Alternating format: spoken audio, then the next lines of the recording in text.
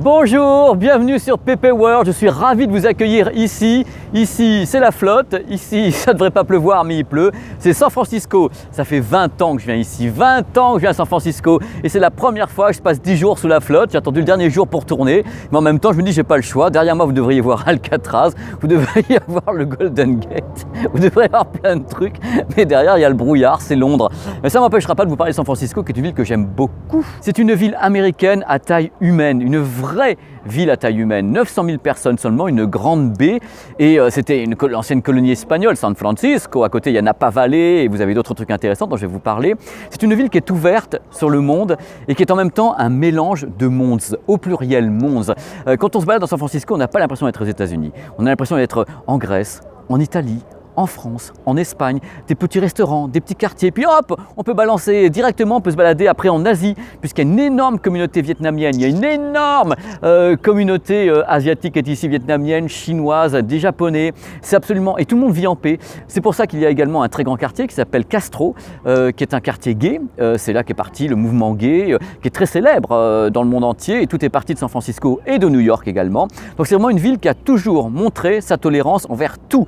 Il y a un endroit que j'adore qui s'appelle Hyde Street. Alors Hyde Street, c'est le quartier hippie parce qu'il y a une grande communauté hippie, ça sent la bœuf partout, c'est génial, c'est libre, voilà, on vit comme ça à San Francisco, on ne se prend pas la tête et il y a un truc très important à savoir concernant San Francisco, pour les geeks qui me regardent. San Francisco est entre guillemets accolé à quoi ?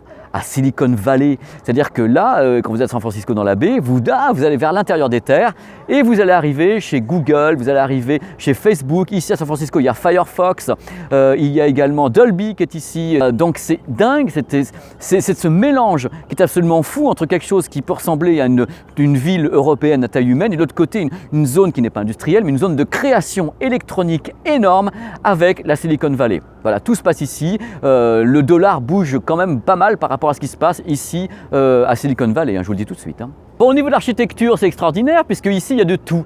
Il y a des petits immeubles, des grands immeubles, des maisons en bois colorées. Il y a un mélange absolument charmant. C'est-à-dire, tout est beau. C'est une ville où on s'émerveille de toutes petites rues. Et il y a bien sûr les trucs importants qu'on a vu dans tous les films, les dénivelés, les fameux dénivelés qu'il y a quand on monte et quand on descend. Il y a des trucs absolument dingues. Il faut savoir que dans les rues de San Francisco, il y a très peu, entre guillemets, de personnes âgées parce qu'elles ne peuvent pas monter la plupart des rues ici. Par exemple, les rues qui mènent à la Coit Tower. Il y a beaucoup de trucs marrants ici à San Francisco, dont l'histoire de la Coit Tower. Alors la Coit Tower, je vais me retourner, regardez, la Coit Tower, elle est juste derrière moi.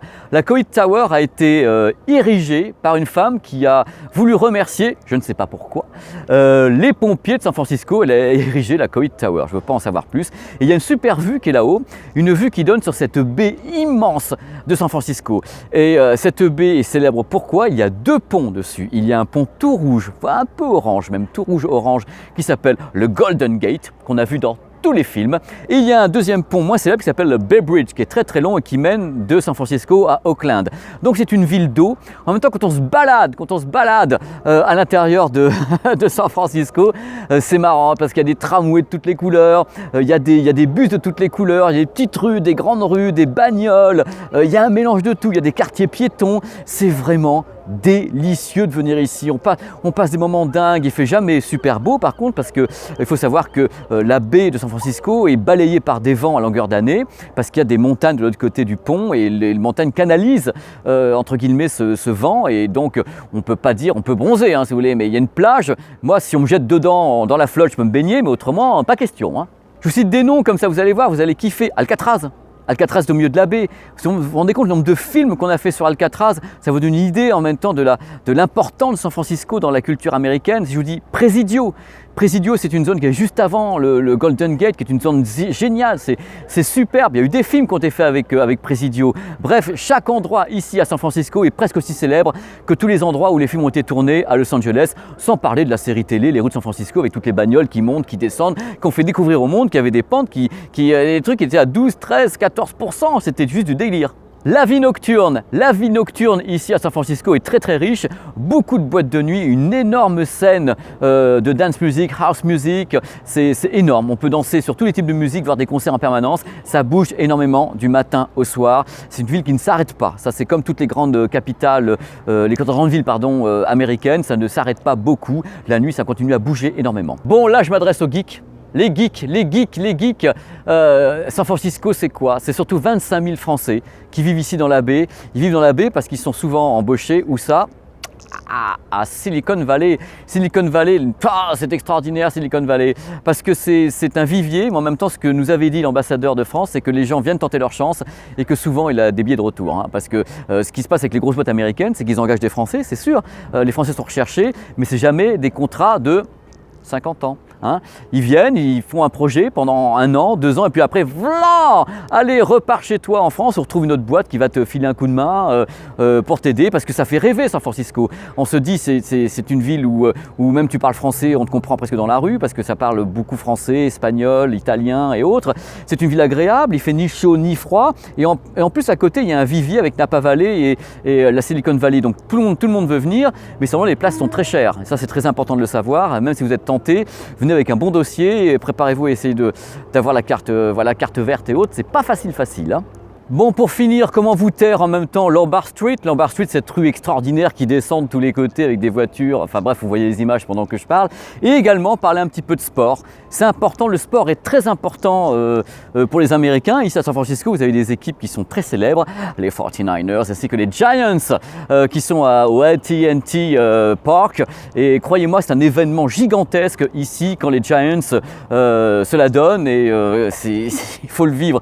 Moi je l'ai vécu une fois, pourtant je suis pas super fan de football américain, mais quand tu es pris dans le truc avec tout le monde qui hurle, tu es pris par la liesse, la foule qui se lève et autres, bah, tu es emporté quand même, tu es emporté par la foule à San Francisco.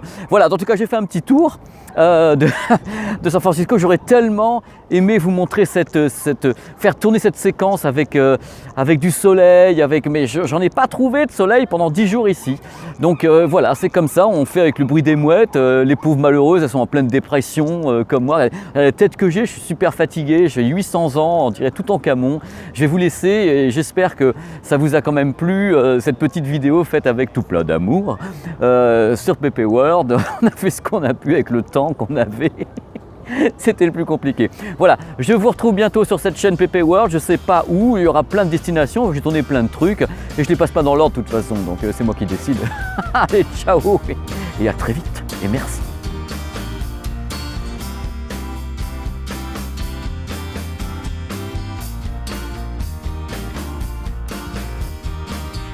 Donc parmi les trucs à voir ici à San Francisco, il y a le Pier 39. Pourquoi? Regardez. Parce qu'il y a des lions de mer qui sont là à l'année, super sympas, qui font tousser tout le monde. Et bon, là ça va, ils sentent pas mauvais parce qu'en général pendant l'été c'est une abomination.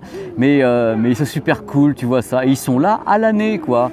Ils se battent tout le temps, ils finissent en charpie, c'est que du bonheur. Ils viennent là, je sais pas pourquoi, j'ai toujours pas compris, mais c'est du bonheur, du bonheur.